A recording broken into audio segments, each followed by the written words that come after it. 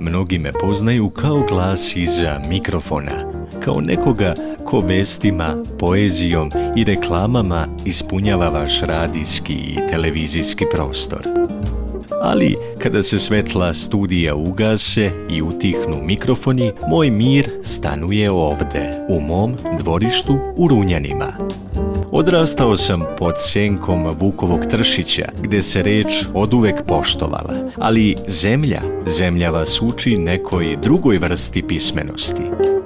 Ovde u mom vrtu ja nisam spiker, ovde sam baštovan koji uči od prirode. Baštovanstvo je moj balans, moj način da resetujem misli. Dok orezujem ove četinare ili razmnožavam cveće, ne postoji žurba rokova, niti težina vesti. Postoji samo strpljenje. Biljka ne traži savršen akcenat, ona traži pažnju i ljubav. Fasciniran sam preciznošću japanskih vrtova, ali u svaki kutak unosim dušu našeg Podrinja. To je moj beg u tišinu koji mi daje snagu da ponovo stanem pred mikrofon i udahnem život nekoj novoj pesmi. Jer da biste mogli lepo da govorite, nekada je potrebno da znate dugo i duboko da ćutite, slušajući kako priroda raste.